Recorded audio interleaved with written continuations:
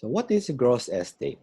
The gross estate consists of all the properties of the decedent, whether it is tangible, intangible, real, or personal, and wherever situated at where? At the point of death. So everything that the decedent owns at the time of, remember, at the time of this death. The reckoning point is the time kung saan o siya napatay. That is the time that you need to determine what are the properties of the decedent. Okay. The properties may involve tangible or intangible assets, real or personal properties. Okay. Tandaan nyo to last time. The properties of the decedent would include real, personal, tangible, or intangible. So, however, in case of a non-resident alien, non-resident alien, only the properties within the Philippines are subject to estate tax. So if you can still recall that our decedents are classified into two. You have residents or citizens and non-resident alien. Amo na siyang classification. Now, you have here the table for the decedents and type of decedents and the properties that are subject to estate tax. Notice nyo, for resident and citizen, they are the same. Because wherever situated ang property, within the Philippines man na siya, or abroad man na siya, it's still subject to estate tax.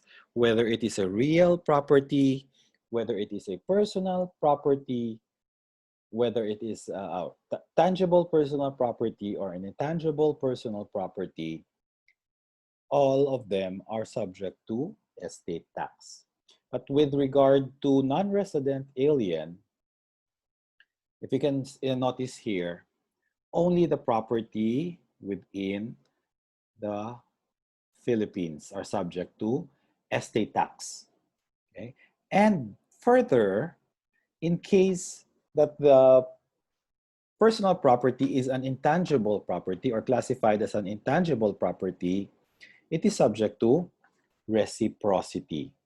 If it is subject to reciprocity. Ano gani ang reciprocity? Kung sa ilang country of origin, gina-exempt nila ang sa Pilipinas, i-exempt naman sila. So, balusay. So, tandaan, if there is reciprocity, the intangible personal property. Again, if there is reciprocity, do not include the intangible personal property. But if there is no reciprocity, you should include the intangible personal property of a non-resident alien here in the Philippines. Philippines only. Wala kita labot sa properties niya abroad. So, all personal properties. Okay? Ano siya mga examples? Ariyo? Amo tawagin ng shares of stock. Stocks of Jollibee, syempre wala problema. His shares of stocks here in the Philippines are subject to estate tax, subject further to whether there is reciprocity or not. As regards to foreign corporation, may sharing siya sa foreign. Syempre general rule kung foreign corporation, ang shares of stocks niya, abroad gina siya. But if more than 90% of the business of the said foreign corporation is here in the Philippines, or if the shares have acquired a business situs here in the Philippines, then estate tax. You include that to estate of your estate tax. So it is part of your gross estate. So remember these two. If more than 85% of the business is in the Philippines, or if the shares have acquired a business situs here in the Philippines. Situs or residency here in. So you include them in the computation of the gross estate. Now let's go to the properties included. What are properties included? Well, general na ni siya nga pag-view, general view of the property. So, kung ididaan mo gid, you have the tangible property, intangible property, real property, personal property. Okay, but what are the properties that should be included? Okay, at the time of his death lang. Okay, number one, properties owned by physically present in his estate at the time of death. So, that is why, kung mapatay ang isa ka tawo, ginapangitaan mo ginsang what are the properties ang napatay siya at the time na napatay siya. Kung may properties pa siya after na yat, hindi na naiyaya. Okay. Second, interest, whether legal or beneficial in property owned or possessed by the decedent at the time of his death. Interests, mga interests. What are these interests? Usufructuary rights, leasehold rights. Ano gani ang usufructuary? Doon na-learn taman siya sang obliko, no? Usufructuary. Ano gani ang usufruct? Contract of usufruct, baging pakulam lang sa imo. You have the right to enjoy the things and the fruits, but not the ownership. Okay? Usufructuary, tawo na siya. Usufruct is the contract. Amo na siya mahulam ka lang. You are only entitled to the use and the fruits of the thing if you are a usufructuary. That is under the contract of usufruct. Okay? Leasehold rights, they should be leasehold daw, kay rent. Okay. Third, taxable transfers. Okay, these are transfers made during the lifetime, but in the nature of a testamentary dispositions or mortis causa in substance, though he has transferred the property during his lifetime. The property and the transfer is intended to take effect only at or after his death. So if he still remains to have control over the property, may control pa siya gyapon, then even though napa-transfer mo na siya, pero may arap siya gyapon sang right over that property, then it's considered to be a taxable transfers. Now, what are these taxable transfers nga ginaminaton? You have transfers in contemplation of death. Okay, transfer mo na para magamay lang aton nga libog later on. Aton nga problema later. Pero ako gamit that is considered to be a taxable transfers. So transfers in contemplation of death, nga daw mapatay ka na, just the thought of death, ipa-transfer mo na ang property para wala na problema. Okay? Example, donation, mortis causa, donation which takes effect upon the death of the donor and therefore partakes the nature of a testamentary disposition. Okay? No transfer of title or ownership to the donee. This is not done. This is donee. The donor retains ownership and remains in full control of the property during his lifetime.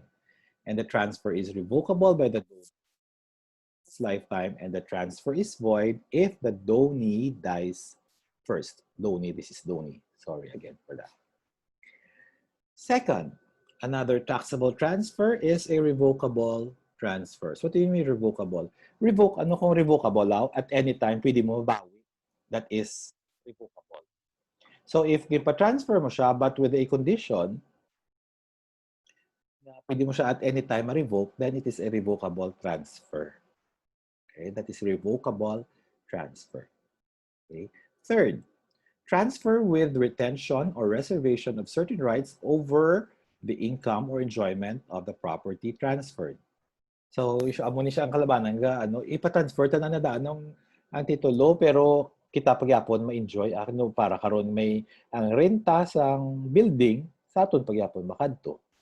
That is a transfer with retention or reservation of certain rights over the income or enjoyment of the property. Okay, let's have your example. Mr. Ozamis transferred an agricultural land in favor of his son. So, pa-transfer niya na. However, he reserved for himself the enjoyment of a quarter of the land until his death. He reserved niya no, for his enjoyment. Okay? The land was worth 2 million pesos. So 2 million pesos. So the 500,000 or 1/4 of the land which was reserved by Mr. Osamis for himself until his death shall be included in his gross estate. Okay, so enjoyment, diba? Enjoyment is usufruct. Hindi ikaw tag-iya, pero nag-enjoy ikaw sa property, you are a usufructuary. And the contract is usufruct. So even though napatransfer niya na ang property, pero nag-enjoy pa siya gyapon. Nag-enjoy pa siya gyapon sa part of it or the entire portion of it, the entire land, then it is part of his gross estate. Letter D, property passing a general power of appointment. What is this? General power of appointment. Okay. The decedent is a donee. The decedent is the donee, meaning may nag-donate sa iya.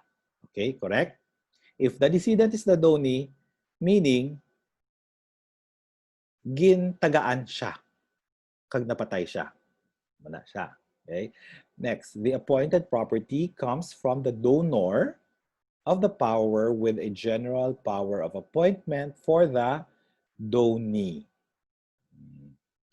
The donee is of property by exercising his power of appointment in designating any person who shall possess or enjoy the property or its income. Any person. Buhay sina, kinahambala niya si donor para atag ko na si mga property. Pag gusto ka lang mo kay sino mo ihatag ang property. Any person. Why siya maging specify nga person? Okay? Kung maging specify siya ng person, it's no longer a general power of appointment. But it is a special power of appointment or a limited appointment. Okay. Next, a GPA makes the appointed property for all purposes the property of the donee, of the power of appointment. Let's have your example para maintindihan nyo. Don Colot died. Napatay ko na si Don Colot. Okay? In his will, he gave Mama Sang a house and lot with the right to designate the property to whomever heir she wants. In-designate niya. Inabala niya napatay, meaning sino di si Don Colot and si Mama Sang. Sino na da sa ila si donor. Ang donor is si Don Colot. Don Mama Sang. Gin anonym dono sa iya ko nung last will ginbutangan niya sa ang property niya ginhatag niya kay Mama Sang pero nakambal siya ang gin-designate niya nga pwede na mahatag to anyone. Okay, now napatay na si Don Colot? Yes, napatay na siya. So sino na karon ang naging tag-iya? Si Mama Sang, with a condition nga pwede niya mahatag sa kay sino lang. May designation nga ihatag niyang property to anyone she wants. Okay. Mama Sang eventually died and appointed Bebe heir to the property. As the heir to the property. Diba ang hambal sa iya kagina? Pag gusto siya kung kay sino ay ginhatag? Yes. So ginhatag niya karon kay Bebe. So the designation of Don Colot to Mama Sang was a general power of appointment. General, because kapag gusto si Mama Sang kung sino nga heir ang iya nga tagaan. Okay, that's general power of appointment. Okay. Now, what if karon? What if sa will ni Don Colot, ginhambal niya kay Mama Sang, ihatag ko ning property sa imo, pero ihatag mo gid ini siya kay Toto.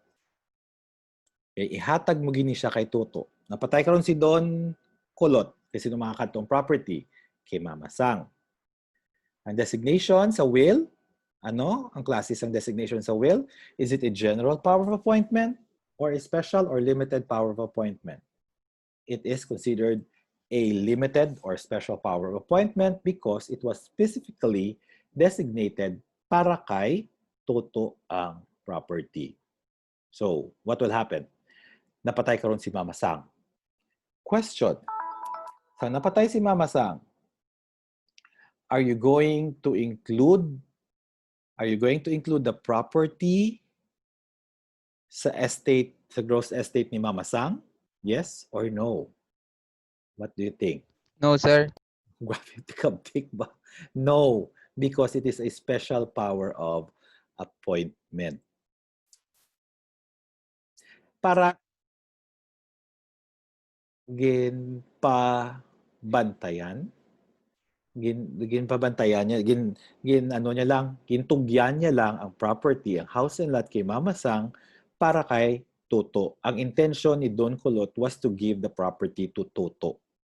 Ginpaagi niya lang kay Mama Sang. So kung napatay man si Mama Sang, hindi na pag-include ang property kay Mama Sang na estate.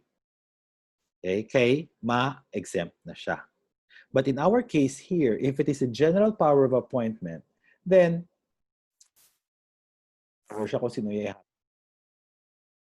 means it is a general power of appointment. So therefore, i-include sa iya nga property.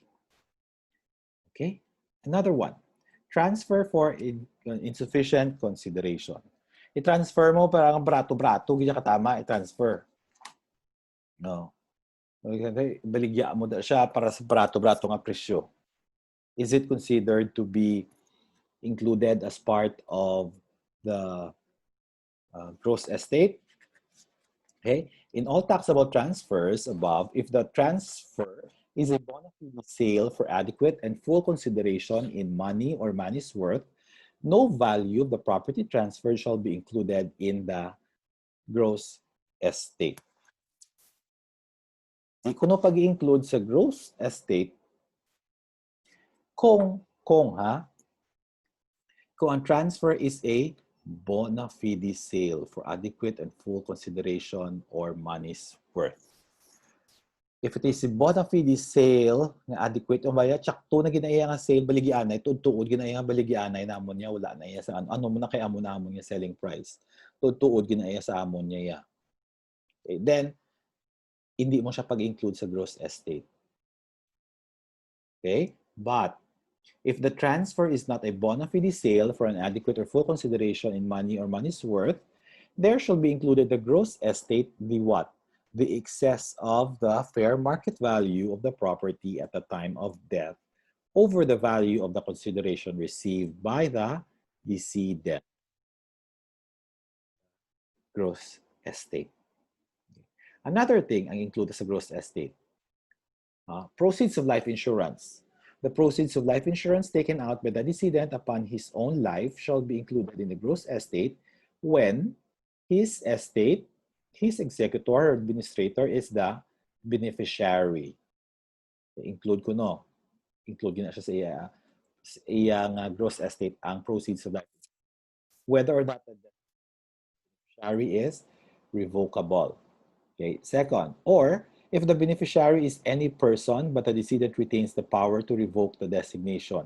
So kung revocable, generally, mula taon mo, kung revocable, di ba kung revocable at any time, pwede niya mabawi. If sa proceeds of life insurance, pwede niya mabawi to revocable ang designation, then at any time, pwede niya maislan ang iya nga beneficiary. So therefore, kung mapatay man siya, include na siya as part of the gross estate. But if the beneficiary is irrevocable, why na gid hindi nyo na maislan-islan? Kag napatay siya, kag naka-receive siya sa proceeds of life insurance, then the said proceeds of life insurance is not part of the gross estate. Sir. Yes. Ikaw una, sir, patay ang beneficiary sa irrevocable, sir, na matabo. Si Y na eh. Y eh. Mabalik siya sa ano eh. Kaya Y, hindi mo man na ma-transfer. Hindi mo man ma-transfer na ma-transfer sa ibang tao kay siya ang investor. Y ni mabalik siya, ma-include siya sa imo nga gross estate eh. Kasi na, kung Y kung napatay ang beneficiary ahead sa insured, ti makadto siya sa gross estate niya. Why sa may mabaton? Sino mabaton? Sina? Diba? So, balik sa gross estate. Kung balik sa gross estate, sino ang mamana? Sina? Kung sino ang iyang mga heirs. Kaya kung irrevocable, ginhatag mo, bisa ako, kag irrevocable ako, sa ako na yung makadtugi dya ang proceeds ng life insurance. Okay? Next, ano pag i-include sa gross estate? Claims against insolvent persons. Ano yung claims against insolvent persons? Kung intindihon mo, kung ilonggohon mo, sulukton mo sa isa katawo nga naging. If you are an insolvent person, your liabilities are higher than your assets. Diba? Insolvent ka na, wala ka na sinugbayad. That's why you declare to be insolvent. Dako pa imo utang sa imo nga assets. So you are considered insolvent. Now, what is claims against insolvent person? Meaning, may utang ka sa akon, hindi lang. Hindi, lain karon ang istorya. Si A nangutang kay, si A nagpautang kay B. Nagpautang siya kay B. Tapos,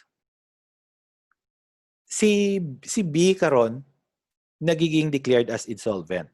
Asa subong wala pa siya pong bayad sa utang niya, 1 million pesos. Utang siya 1 million kay A. Wala siya kabayad sa subong sang iya utang. Diba? It is a receivable. If it is a receivable, diba? It is an intangible asset. If it is an intangible asset, kag napatay karon si A, is it part of the gross estate? Yes, it is part of the gross estate. But what if B now is declared as insolvent? Kung insolvent siya, mabaydan niya pa yan ng 1 million. Kung hindi niya mabaydan ng 1 million, then, kung 100% na siya insolvent, siya nga why siya sa puro na siya liability, wala na siya asset, then the 1 million later on will be considered as deduction. The worthless, it's not the worthless na siya bala. I-write off mo na siya kung sa accounts receivable pa. Pero as of now, since nga kita sa gross estate, are we going to include the 1 million nga hindi mabaydan-baydan ni B? Yes, include it siya because it is an intangible. Because it is a claims against insolvent persons. Okay? Now, another thing that we need to consider in the computation of the gross estate, the conjugal or community properties if decedent was married. Include na siya.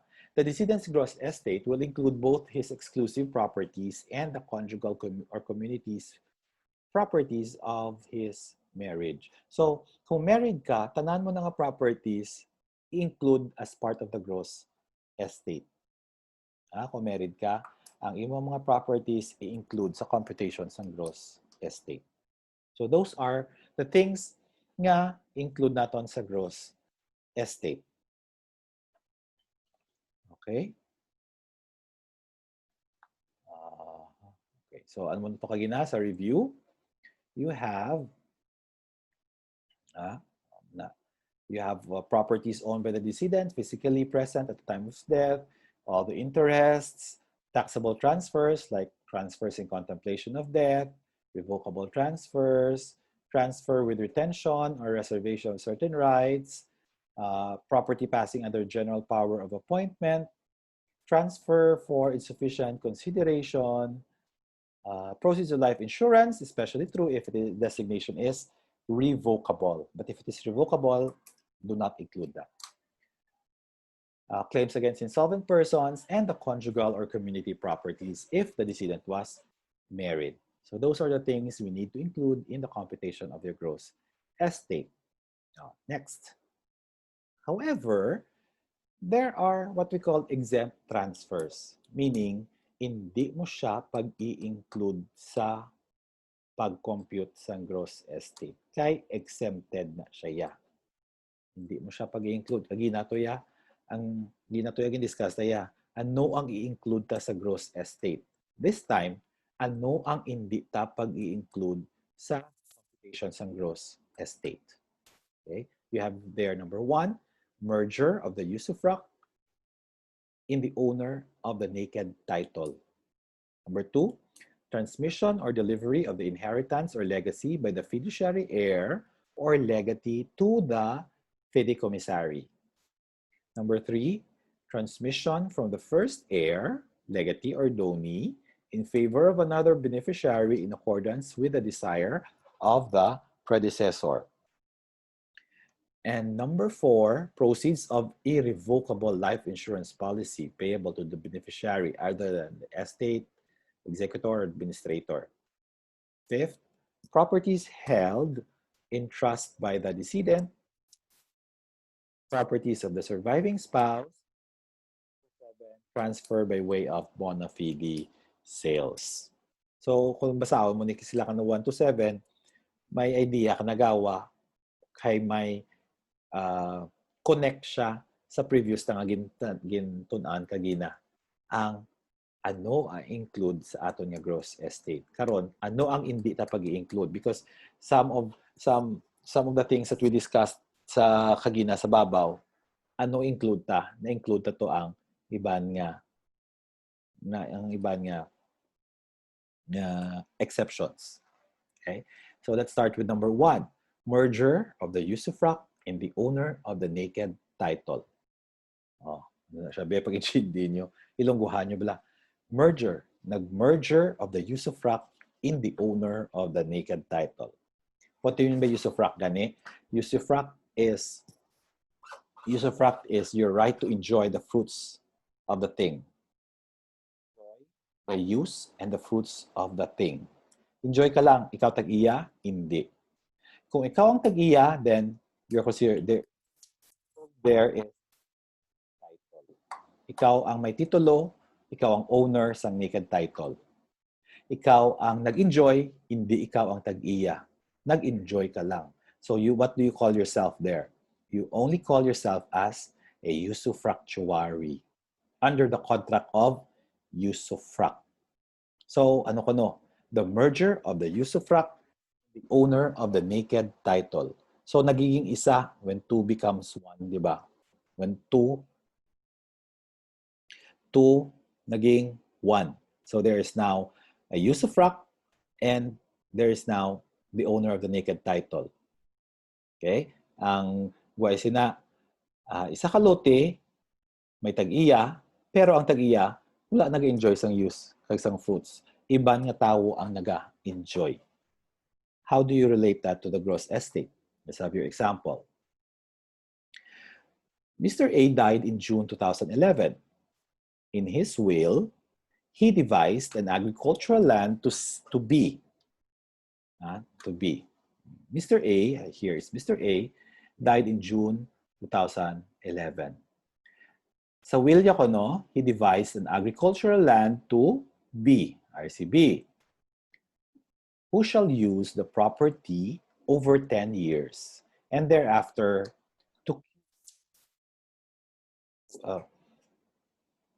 to see ni gali to see. This is C. Correct na siya ha. Let's correct that. That is not Q. This is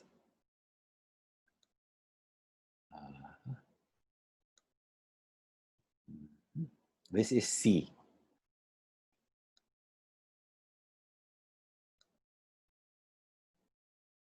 Okay.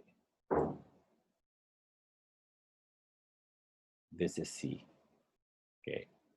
So subsequently, B died, resulting in the transmission of the property to C. So si A ko, no, napatay, pero sa will niya, ginhatag niya kay B. But only the usufruct, to enjoy the property. Pero sino naging tag-iya? Si C. Nakabutang man da sa iya sa will niya nga si C man ang owner. Pero si B lang 10 years. Okay? Karon, napatay si B. So napatay na ni si A, napatay karon si B. Napatay si B. Di ba si B nag-enjoy sa property? Question. I-include ta ba ang property kay B? Yes or no? Siyempre, no. Kaya nga, si B only has the right to enjoy the property. Sino ang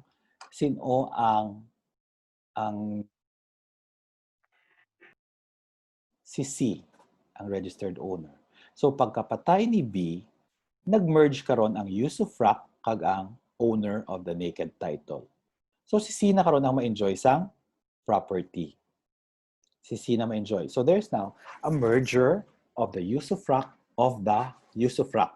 Si merger kuno, si B kuno nag-merge siya kay C. Si usufructuary nag-merge siya sa tag-iya sang title. Okay? So therefore, pagkapatay ni B,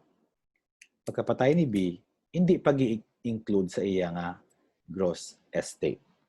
Now question. Ano mamangkot kini kamo? What if karon si C ang napatay? Si C ang napatay instead kay B. Is the transfer, it's the transfer. Is it considered to be an exempt transfer? Yes or no? No. Hindi nakaroon ng merger of the usufruct. Suli nakaroon merger of the owner of the naked title of the usufruct. What? So, dapat ang mapatay si B, hindi si C. Kaya kung mapatay si C, question, i-include na siya sa gross estate ni C? Yes, include na siya sa gross estate. Owner is the registered owner of the property. Question, can B still enjoy the property? Tapuso niyo lang 10 years. Sino ma-inherit sa property ni C?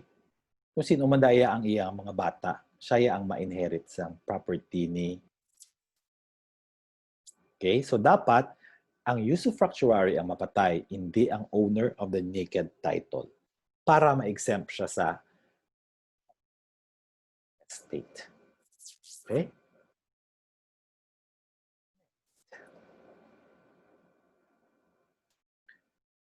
Transmission or delivery of the inheritance or legacy by a fiduciary heir or legatee to the fideikommissary. Ano na siya? Fideikommissary. Unique. No? Dapat, kung sa identification, dapat tsakto-tsakto ganyan mo. Diba? Illustration. Ang fiduciary heir, do trust lang, no? Ipasalig lang sa imo, bala. Ipasalig ka na sa imo, ang isa ka tao. Okay? Pasalig lang. Mr. A died, napatay si A. Leaving an inheritance consisting of several real properties. C. From his favorite son. Because C was a minor, A as fiduciary of the inheritance. So, itugyan na anay kay B ang property. Pero, para kay C. Okay. Karon i-include ta bala ang property kay B? No, hindi ta siya pag-include because gintugyan lang sa iya. Dugwa is na do parehas matukaginasang sa ato to the special power of appointment. Nga itugyan mo lang kay B na yung property habang hindi pa qualified si C. Kung mapatay si B, then makatunang. But what's the difference between the general power of appointment and the fideikommissary substitution? Ang difference nila. In fideikommissary substitution, dapat 1 degree gid. 1 degree gid meaning bata ang imo nga tagaan. Kay kaginatuya sa special power of appointment, miski sinulang tuya, pwede niya ma-designate nga para ihatag niya. Putanta si si B and C nagtugyan sa kay B nga ihatag niya ni ang property para kay sa friend ni A. Sa friend ni A. That is a special power of appointment. But in case of fideikommissary substitution, dapat 1 degree. O, kita di ba? 1 degree. From B to C is 1 degree. Meaning bata lang, 1 degree. That's the difference between a special power of appointment and a fiduciary substitution. Kay kadugo mo gidya ang fiduciary, ang special power of appointment is any person na gusto tagaan sang donor. Okay? Okay. Transmission of the first heir, legatee, or donee in favor of the other beneficiary in accordance with the desires of the predecessor. Muna siya, tandaan nyo, in accordance with the desires of the predecessor. Do parehas-parehas lang to kaginasang. Do parehas-parehas na sa, muna siya ang itatawag na special power of appointment. In accordance with the desires of the predecessor. Muna na ang ato niya, example, kaginasang special power of appointment. Okay? Proceeds of irrevocable life insurance, no, na-take up na property held in trust by the decedent. Number 6, properties of the surviving spouse. Diba kagina to? Ang na-discuss ta, include what are included in the gross estate of the decedent. Na-enumerate to kagina ang properties. So all the properties of the husband and wife, you include that in the computation of the gross estate. Period. Okay? Now, exempt naman. Ano ang hindi na pag-i-include? Separate properties of the surviving spouse. Yung separate properties, amonis lang itatawag na exclusive properties of the husband. Kung conjugal or community property na, amo ni sila ang properties sang mag-asawa nga sila ang tag-iya. Conjugal or property sang mag-asawa nga common. Okay? Siguro you have heard naman yung tawag na conjugal. Kung conjugal, share gina sila ilan ang aduwa sang mag-asawa. Okay? But what is the exclusive property? Ang exclusive property is mambal ka nga ang property nga na iya lang gid na iya sang husband or iya lang gid na iya sa exclusive. Why na iya ka-share? Hindi na iya maka-share ang husband or ang wife. Kung imo nang gid na iya. Okay? So, tandaan nyo gina, that is very important. Now, kung ang property is an exclusive property of the husband, you call that capital. Again, if the property is an exclusive property of the husband, you call that capital. Okay, tandaan ha, it's a capital. But if the property is an exclusive property of the wife, then you call that paraphernal property. Okay, kamuda mga babae, magpakasal ka mo later, dapat may arigig ka mo sang inyong property or nga ginatawag nga paraphernal property. Kay hindi gina na makashare ang inyong husband sa sina nga properties. Ay, tandaan nyo na ha, the capital and the paraphernal or the exclusive properties of the spouse. Tandaan nyo gina katama, kay we will use that in the next topic, ang properties of married decedent. Okay?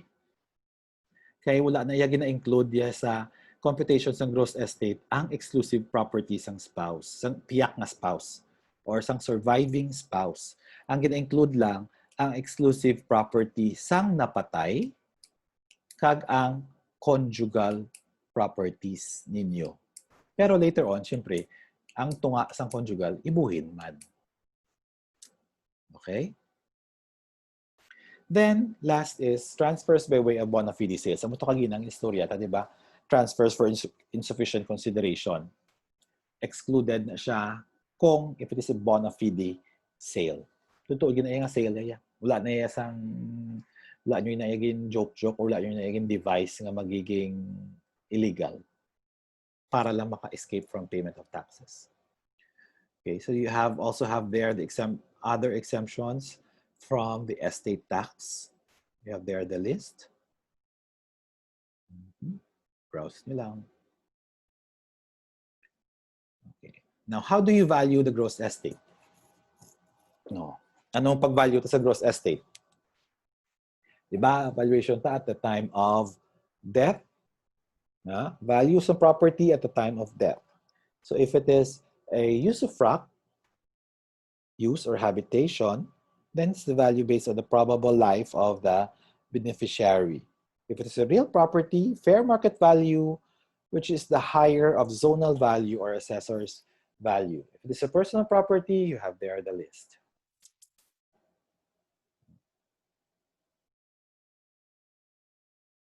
Okay, now let's go now to the properties of the spouses. Okay. Break the anay.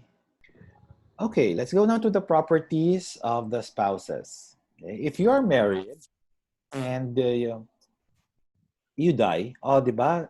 And you die, all the properties of the husband and the wife will be included in the computation of the gross estate. Sa gross estate na. So tanan-tanan ng mga properties nila sang husband kag sang wife, i-include na siya sa computation sa gross estate pa lang. Sa gross estate pa lang. However, later on, sa part na sang deductions, dito na kita mabuhin sang 1/2 sang share sang buhi pa nga spouse or the surviving spouse. Iniya for the determination pa lang sang gross estate properties of the decedent, especially if he is or she is married. Now, the properties of the husband and wife are governed by the Family Code of the Philippines. The Family Code of the Philippines. So under the Family Code of the Philippines, may ara na sila dugay na ang Family Code of the Family Code of the Philippines was enacted last August 3, 1988. O, tandaan nyo na date, August 3, 1988. Because prior to August 3, 1988, ano ang ginabasihan sa property relations ng husband and the wife? It is the Civil Code of the Philippines. The Civil Code pala na sa Philippines. Ang Family Code of the Philippines took effect only last August 3, 1988. Okay? Because prior to August 3, 1988, under the Civil Code of the Philippines, ang gina-follow naton is conjugal partnership of gains. Ano siya? The conjugal partnership of gains or CPG. Tandaan nyo na. So, if your parents got married or mga lola or lolo nyo, they got married before. Gabok naman. Ano na story na kumod mo da, Jed? Ay, sorry, sir. Kaya ako na-lost na lang ko kay. Kung nagpakasal sila before August 3, 1988, then they follow conjugal partnership of gains. Conjugal partnership of gains. If they got married or your parents got married August 3, 1988, hasta subong na ha, hasta subong August 3. Oy, ala, today is August 3, 2020.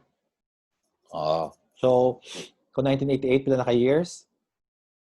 98, 2008, 18, 32. So, the Family Code of the Philippines is now 32 years old. So, laban-laban, sa under na kamo sa kalaban sa inyo, mostly sa inyo, parents nyo, nagpakasal after nasang August 3, 1988. So, if your parents got married on August 3, 1988 up to subong, then you are under absolute community of property. Absolute community of property. Why? Because sang August 3, 1988, dito na siya nag-take effect ang Family Code of the Philippines. And under the Family Code of the Philippines, the property relations of the husband and wife is called absolute community of property. Absolute community of property. Okay? So absolute community ang gin-introduce sang Family Code of the Philippines is the absolute community of property. Huay sang absolute community of property sang Civil Code pa before sang August 3, 1988. Okay?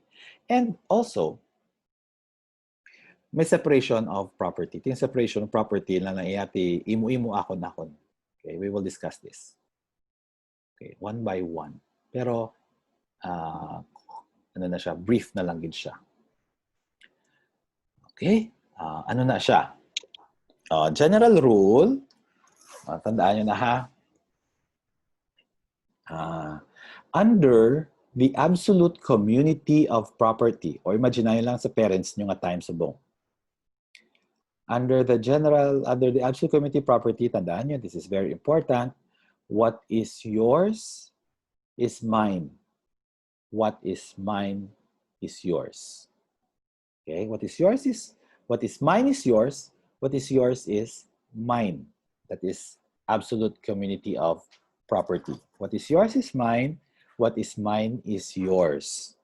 Before marriage and during marriage. Okay, so sang single ka pa, kag hasta nga nagpakasal ka mo, magiging inyo nga duwa sang imo nga spouse. Okay? What is yours is mine, what is mine is yours. Before marriage and during marriage. Except lang ko no. So conjugal na to or community property na to. Except lang, properties acquired during marriage by gratuitous transfer. Meaning, gratuitous transfers, ano ganing gratuitous transfers ta? By way of donation or inheritance. So kung gin-donate sa imo or gin-pamana mo, gin-inherit mo ang property during your marriage, then the property is considered as your exclusive property.